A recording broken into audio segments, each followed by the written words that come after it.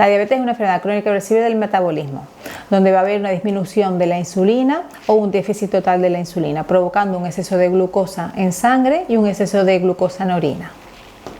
Existen diferentes tipos de diabetes. La diabetes tipo 1 es un tipo de diabetes más común en la edad de la infancia, como enfermedad crónica. No se sabe exactamente las causas que ocurren, pero sí existen unos factores condicionantes que pueden ser ambientales, un factor genético o autoinmunidad. La diabetes tipo 2 es otra forma de diabetes, suele ocurrir más en personas mayores de 40 años, aunque últimamente estamos teniendo una incidencia mayor en preadolescentes o adolescentes con obesidad. En este caso no disminuye la capacidad de segregar insulina, lo que pasa que suele haber una mayor resistencia a la insulina, pero no desaparece completamente. Aquí los factores suelen ser genéticos, hereditarios y sobre todo el estilo de vida.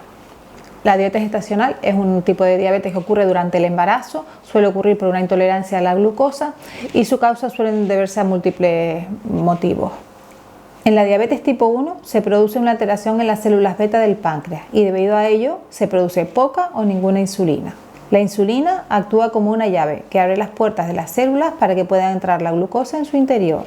Sin la insulina, la glucosa no puede acceder al interior de las células, por lo que la glucosa permanece en el torrente sanguíneo y consecuentemente aumenta la concentración de glucosa en sangre.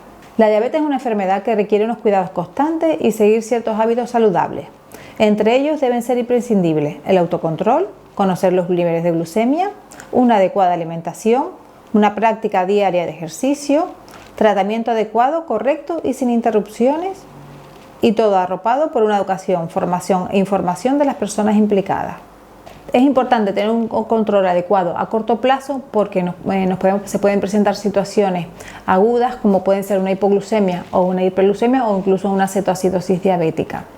En el caso de a largo plazo, la diabetes es una enfermedad que a lo largo de los años puede ir dañando otro tipo de órganos, pueden ser los riñones, los ojos, el sistema nervioso. Es importante tener en cuenta que en el niño en la infancia no vamos a ver este tipo de complicaciones, pero sí podemos tener un crecimiento inadecuado o una pubertad tardía. La alimentación de un escolar con diabetes debe ser igual que cualquier otro niño que no tenga diabetes. Debe ser equilibrada, variada, adecuada para su peso, su crecimiento y para la actividad física que está realizando en ese momento. Debe acostumbrarse a realizar todas las comidas, no debe saltarse ninguna, pero sí se pueden modificar los horarios. Los alimentos que consume el niño escolar deben contener hidratos de carbono que proporcionan energía, debe contener proteínas que sirven para reparar y hacer crecer los tejidos y grasas que sirven para almacenar energía. También debe contener vitaminas y minerales necesarios para los procesos químicos que se realizan en el organismo. Cuando hablamos de hidratos de carbono, carbohidratos o azúcares, estamos hablando de los mismos términos, significa la misma palabra, es decir, son azúcares. Existen dos tipos de hidratos de carbono, los rápidos y los lentos. ¿Cuáles son los rápidos? Los rápidos son aquellos que llegan rápidamente a sangre y su efecto glucémico es bastante rápido y elevado. Como ejemplo tenemos en alimentos tenemos la fruta, la leche y el azúcar común, ¿vale? Y como hidratos de carbono lento son aquellos alimentos que tardan más tiempo en llegar a sangre, en torno a 2 horas, 2 horas y media. En este caso, su efecto glucémico es un poquito más lento. En este caso, como ejemplos en alimentos, tenemos el pan, las papas, los cereales, las legumbres, judías, garbanzas, lentejas, los guisantes. En este caso, si los hidratos de carbono lento van acompañados de grasas y fibra, se enlentece un poquito más el efecto del índice glucémico en sangre. La valoración de un plan de alimentación de un niño en edad escolar se realizará siempre por el equipo sanitario. En este caso, ¿cómo lo calculamos? Se va a calcular según las necesidades calóricas del niño y en función de la edad. Es decir, esto significa que se podrá ir modificando a medida que el niño va creciendo, pero en cualquier caso será exactamente igual a cualquier otro niño que no tenga diabetes o cualquier otro niño en edad escolar. El plan de alimentación de cada niño va a depender de las diferentes situaciones. Por ejemplo, puede variar en función de si nos encontramos en un momento del debut diabético, si nos encontramos con un niño que es más autónomo o menos autónomo, o con un entorno familiar que es más o menos dependiente o está en un proceso de formación.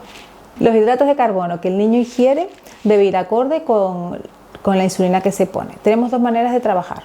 Una puede ser con una dieta fija, donde la insulina va de acorde en función de la glucemia, según tenga más o menos glucemia, o la otra opción sería donde el niño elige la cantidad de hidratos de carbono que come y se pone la insulina en función de la cantidad de hidratos de carbono que come. Para poder contabilizar los hidratos de carbono, nosotros utilizamos una medida, un término. Este término lo llamamos nosotros ración. ¿Y qué es una ración? Pues una ración equivale a 10 gramos de hidratos de carbono de diferentes tipos de alimentos. Los alimentos los podemos clasificar por una parte libre, son estos alimentos que prácticamente no proporcionan hidratos de carbono, no aportan hidratos de carbono. En este grupo nos encontramos alimentos como por ejemplo la carne, el pescado, el huevo, los embutidos, teniendo mucho cuidado con el tema de las grasas, evitando el abuso de las grasas. Es un buen comodín cuando el niño quiere comer entre horas algún alimento libre de hidratos de carbono. Otro grupo serían los racionados o controlados. En este caso entran en juego los hidratos de carbono rápidos y lentos, mencionados anteriormente. En este caso sí son alimentos que deben ser medibles. ¿Cómo los vamos a medir? Pues tenemos diferentes opciones.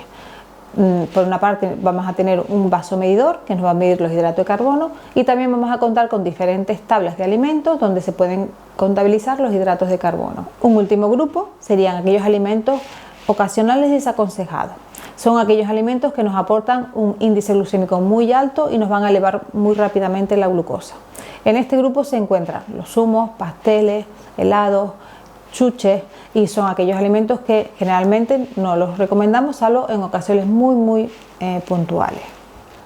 En un menú escolar, por ejemplo, cuando tenemos un desayuno o una media mañana, por una parte vamos a tener la leche y el pan o un sándwich. En este caso son hidratos de carbono que debemos contabilizar. Cuando llegue el almuerzo vamos a tener un primero que pueden ser verduras o ensalada donde prácticamente no se contabilizan por el poquito aporte de hidratos de carbono que tiene.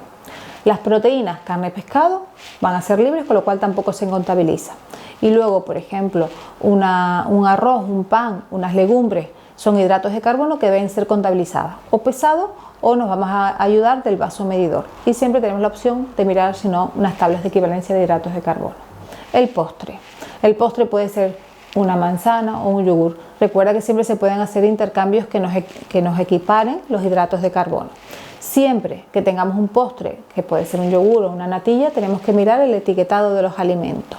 Para terminar, acuérdense que hay unos alimentos que son libres y que siempre pueden ser un comodín para los niños cada vez que se quedan con hambre, podemos tirar de ellos, que en este caso son las proteínas o, por ejemplo, los frutos secos. Hay algunos frutos secos que aportan muy poquita cantidad de hidratos, almendras, nueces o en este caso las proteínas.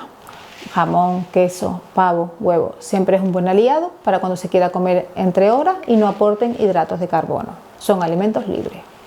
Es importante entregar el menú con antelación a las familias para poder hacer las modificaciones necesarias.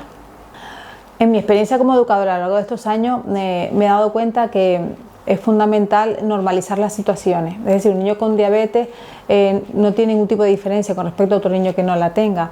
Tenemos que darle normalidad a la situación, es decir, que el niño se sienta integrado en su entorno escolar, en su vida diaria, con su familia y con sus amiguitos. No hay ninguna diferencia con respecto a su alimentación o con respecto al ejercicio que realiza. Vamos a tener, eso sí, que tener unos ciertos cuidados a la hora de, por ejemplo, pedir su glucemia, poner la insulina que le corresponde y poco más.